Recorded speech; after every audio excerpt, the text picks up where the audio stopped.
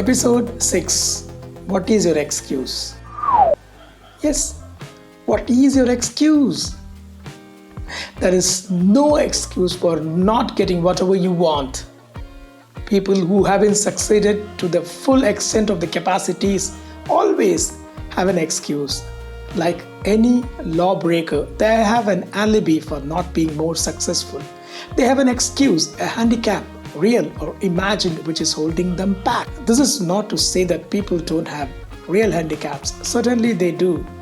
Everybody has some handicap. The cause of a headache can be an eye strain or a subconscious alibi to avoid a disagreeable task. Either way, it hurts. People have been known to go blind, partially or entirely handicapped, invalids, and suffer every conceivable disability because their subconscious minds are using these physical means as alibis for not doing what they should, for not being able to live up to the expectations of others. Many people suffering emotional pain actually don't realize the cause and blame something or somebody for it. Research shows that more than half of the diseases have a mental cause. Real or imagined, physical or mental. Everybody has some handicap and I don't want to underrate them. In fact, my purpose is to tell you how to use your handicap as a springboard to success starting right now. Or else, how do you explain some of the greatest achievements of people who had multiple handicaps? Poor boys have become multimillionaires. Crippled athletes have become world champions. Weaklings have become strongest men in the world. A man who was hard of hearing composed some of the world's greatest symphonies. Old men past their retirement age have amassed wealth beyond their imagination. Well, what is your excuse?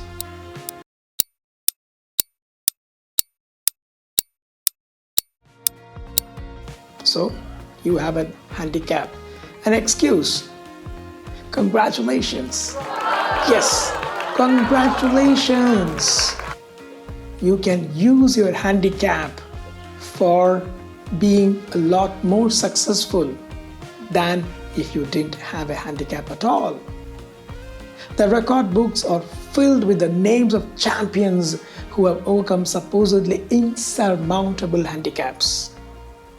A handicap, on the other hand, can be an asset. What? How can a handicap be an asset? Many handicapped people are so determined to overcome their handicaps that they overcompensate for them and thus accomplish far more than normal men and women. If you are physically handicapped, you can do one or two of the following things. Number one, you can feel sorry and expect others to feel sorry for you. Number two, you can overcome your handicap by willpower and mind power. If only you are willing to pay the price in terms of vigorous exercise, systematic training, and hard work, you can even become a champion like many others.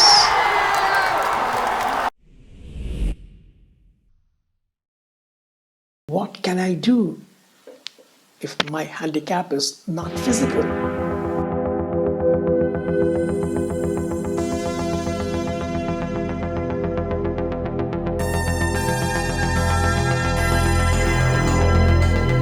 What can you do if your handicap is not physical? Suppose your handicap is not physical.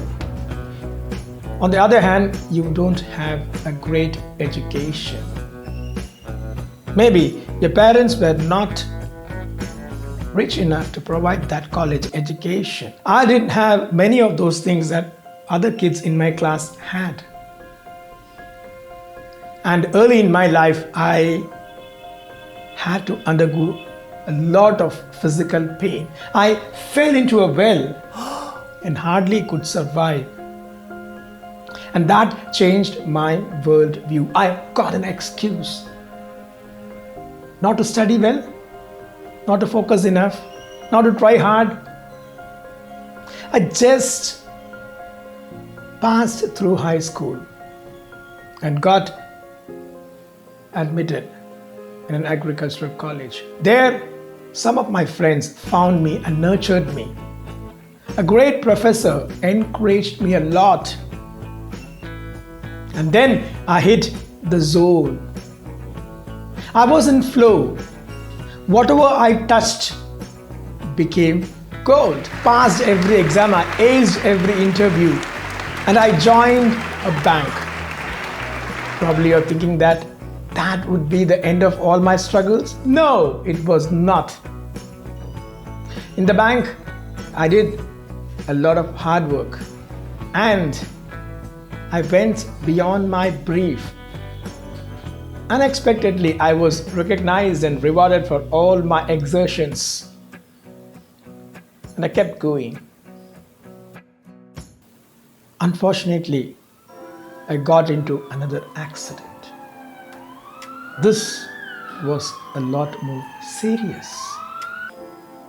I kept moving in and out of hospital beds for nearly 17 months. And at the end of it, I had to quit my banking job. I got another chance. I started afresh as a trainer and a coach. Some of you may not get those second chances and lucky breaks that I had. Maybe your parents couldn't afford that education. Maybe your town didn't have schools and colleges to take you at that next level. Maybe you didn't have good friends like I had, or you didn't find that great professor. You can have excuse after excuse. Maybe this, maybe that. Remember, however, that where you are right now doesn't have to determine where you want to end up. No one has written your destiny for you. The honor is yours. You get to write your destiny. You get to choose what you want to become.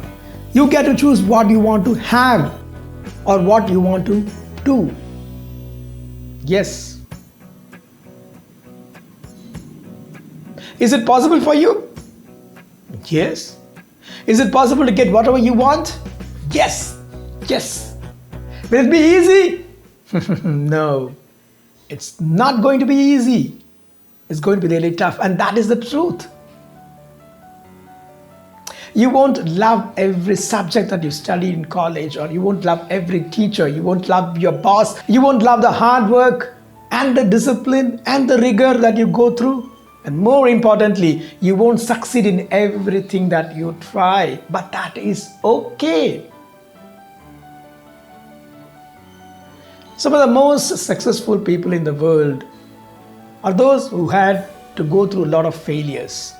Many of them started with huge handicaps, not just one or two, but multiple. Many of them had nothing going in their favor for a long, long time. They had their excuses, but they kept trying. Persistent, consistent, continuous hard work, and that's the secret for success. J.K. Rowling, the author of the Harry Potter series, says this: it's impossible to live without failing at something, unless you live so cautiously that you might as well have not lived at all, in which case you fail by default. The much celebrated Michael Jordan, the basketball player, says this: I've missed more than 9,000 shots in my career. I lost more than 300 games 26 times. I've been trusted to take the game-winning shot and missed. I've failed over and over and over again in my life, and that is why I succeeded. Dr. APJ Abdul Kalam, winners are not those who never fail, but those who never quit. To succeed in your mission, you have to have single-minded devotion to your goal.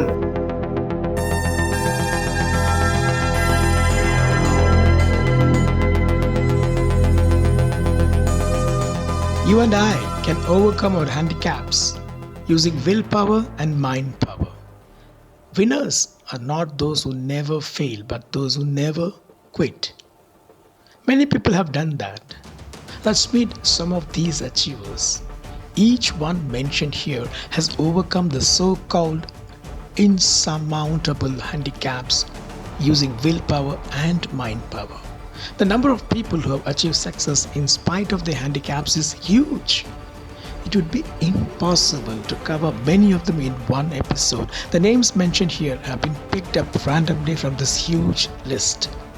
A pump operator's son, hailing from a small inconsequential town, Ranchi, in the state of Bihar, India, was the one who brought the ICC trophies in cricket back to India. World T20, One Day International World Cup, ICC Champions Trophy. Yes, it was Mahendra Singh Dhoni. The first shooter to win 2 Olympic gold medals in the 25-meter rapid-fire pistol event had to use his left hand after his right hand was seriously injured. He won in 1948 at the age of 38 and again in 1952 at the ripe old age of 42. She is the world's first female amputee to scale the 7 toughest mountains: Mount Everest, Mount Kilimanjaro, Tanzania, Mount Elbrus in Russia, Mount Kosciuszko in Australia, Mount Aconcagua in South America, Mount Denali in North America, and Mount Vinson. She did it on prosthetic legs. Her name is Arunima Sinha, the founder of the Rs 3,550 crore Nirma Group, who revolutionized the detergent market, creating an entirely new segment in the market for detergent powder in India. Started his business as a part-time job in his backyard, selling his detergent powder on his bicycle door to door. He is Mr. Karsanbhai Patel, the founder of Bollant Industries, which employs uneducated, disabled employees to manufacture eco-friendly, disposable consumer packaging solution, which is worth more than Rs 50 crores. He is a visually impaired person who happens to be the first international blind student in management science at MIT. He was born with this impairment. His family was mainly dependent on farming. He is Mr. Srikanth Bolla. She was born into poverty to a single teenage mother. Was molested during her childhood and early teenage age. Became pregnant at 14. Her son was born prematurely and died in infancy. Today, she is one of the most influential women in the world. Yes, it is Oprah Winfrey, the American talk show host, television producer, actress, author, and philanthropist. This sprinter was diagnosed with Graves' disease in 1990 and underwent radioactive iodine treatment followed by thyroid hormone replacement therapy. During her radiation treatment, her feet developed blisters and swelling.